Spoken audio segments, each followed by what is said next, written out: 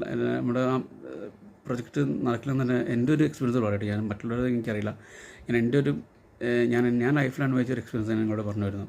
So ഞാൻ ഈ കളന്നകാമുകി ഞാൻ ചെയ്യാൻ വേണ്ടി ഞാൻ 5 മാസത്തോളം ഞാൻ നടന്നു. പക്ഷേ എനിക്കത് നടന്നില്ല. കാരണം അതിൻ്റെ ടീമൊക്കെ ആയിട്ട് ഞാൻ നല്ല രീതിയിൽ തന്നെ കോർഡിനേറ്റ് ചെയ്ത്, പക്ഷെ അവർക്ക് എൻ്റെ ഈ കഥയിലാണോ ചിലപ്പോൾ എൻ്റെ ഈ ഡയറക്ഷനാണോ വിശ്വാസമില്ലെന്നൊന്നും എനിക്കറിയില്ല. അവർ അതിൽ നിന്ന് നൈസായിട്ട് മാറി.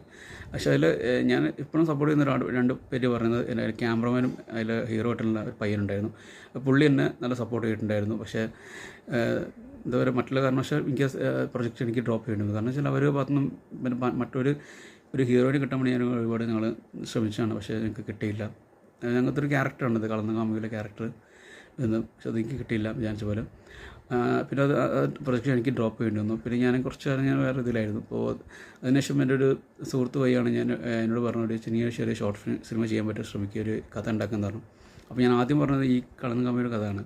പക്ഷെ അതും അവൻ പറഞ്ഞു, ഈ കഥ എനിക്ക് ചെയ്യാൻ പറ്റില്ല, നമുക്ക് വേറൊരു സ്റ്റോറി ചെയ്യാമെന്ന് പറഞ്ഞു. അങ്ങനെ ഞാൻ എൻ്റെ ആദ്യ ഷോർട്ട് ഫിലിമായ ദ ലാസ്റ്റ് പഫ് എന്ന് പറഞ്ഞ ഷോർട്ട് ഫിലിം ഞാൻ റിലീസ് ചെയ്തത് 2024 ഒക്ടോബറാണ് അത് റിലീസ് ചെയ്തത്.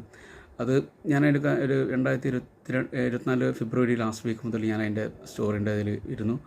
ഞാനത് സ്ക്രിപ്റ്റൊക്കെ ഒരു മെയ് മാസം ആകുമ്പോൾ കംപ്ലീറ്റ് ആയി ഫിനിഷ് ചെയ്തു. പക്ഷേ ആഡിഷൻ കിട്ടി. പക്ഷേ എനിക്ക് എൻ്റെ തെറ്റാണ്. ഞാൻ മറ്റുള്ള പറഞ്ഞത് എൻ്റെ തെറ്റെന്ന് വെച്ചാൽ എനിക്ക് അത് കുറച്ചും കൂടി നല്ല രീതിയിൽ എനിക്ക് ചെയ്യണമെന്നുള്ള ആഗ്രഹം ഉണ്ടായിരുന്നു. പക്ഷേ എനിക്ക് സമയം വളരെ കുറവായിരുന്നു. പിന്നെ ഫണ്ടിങ്, ഞാൻ പറഞ്ഞ ബാക്ക് സപ്പോർട്ട് എന്ന സംഭവമുണ്ട്. അപ്പോൾ നമ്മളൊരു ഷോർട്ട് ഫിലിം ചെയ്യുമ്പോഴും ഒരു പുതിയ എന്ത് സംരംഭം തുടങ്ങുമ്പോഴും നമുക്കൊരു ബാക്ക് സപ്പോർട്ട് മസ്റ്റാണ്. അതില്ലെങ്കിൽ കാര്യം നടക്കില്ലെന്നാണ് ഞാൻ അനുഭവിച്ചൊരു ഫേസ് കൊണ്ട് പറയാം കേട്ടോ. മറ്റുള്ളത് എനിക്കറിയില്ല, ഞാൻ എൻ്റെ ഒരു ഫേസ് പറയണം. ബാക്ക് സപ്പോർട്ട് ഇല്ലാതെ എൻ്റെ പ്രശ്നം മേടിക്കാമെന്നിട്ട് ഞാൻ അതിലുണ്ടായിരുന്നു. കാരണം എൻ്റെ കയ്യിൽ പ്രത്യേകിച്ച് ഫണ്ടിങ് കാര്യങ്ങളൊന്നും ഇല്ലായിരുന്നു. എൻ്റെ കുറച്ച് സുഹൃത്തുക്കളുണ്ടായിരുന്നു എൻ്റെ ദുബായിലുണ്ടായിരുന്ന, അവരെപ്പോഴും ഓർക്കുന്നുണ്ട്. അവർ കുറച്ച് എന്നെ ഫിനാൻഷ്യലി കുറച്ച് സപ്പോർട്ട് ചെയ്തുകൊണ്ട് മാത്രം ആണ് എൻ്റെ ഷോർട്ട് ഫിലിം എനിക്ക് പൂർത്തിയാക്കാൻ പറ്റിയത്. പിന്നെ അതിൻ്റെ മറ്റുള്ള എല്ലാ കാര്യങ്ങളും, അതിൽ എഡിറ്റിംഗ് ആയാലും ഡബ്ബിങ് ആയാലും പിന്നെ അതിൽ ഓരോരോ വർക്ക്, ഇപ്പോൾ ഷൂട്ട് വരെ എനിക്ക് ചെയ്യാൻ പറ്റിയത് അവരുടെ ഇതും കൊണ്ടാണ്. അത് റിലീസ് ചെയ്തു. പക്ഷേ അത് വിചാരിച്ച പോലെ ഒരു വലിയൊരു ക്ലിക്കായില്ല. ഞാൻ ഓപ്പണായിട്ട് പറയണം, ക്ലിക്കായില്ല. അത് ഞാൻ പറഞ്ഞില്ല, എൻ്റെ ഏറ്റവും എനിക്കൊരു ടൈമിംഗ് വളരെ കുറവായിരുന്നു ഷൂട്ടിന് വേണ്ടിയിട്ടുള്ള. പിന്നെ ആഡിഷൻ നല്ല സപ്പോർട്ടായിരുന്നു. പക്ഷേ വിചാരിച്ച ഇത് കിട്ടിയില്ല.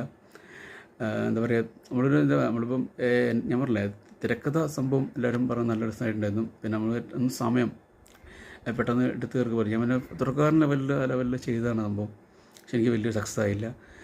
പിന്നെ അതിനുശേഷം ഞാൻ പിന്നെ ചെറിയൊരു ഗ്യാപ്പിന് ശേഷം ഞാൻ ബിഗിനിങ് എന്ന് പറഞ്ഞത് എൻ്റെ ഇതിനു വേണ്ടി ഞാൻ കുറച്ച് നടന്നു. ഇതും ഇതുപോലെ തന്നെ, അതായത് 2025 ഒരു ഏപ്രിൽ മുതൽ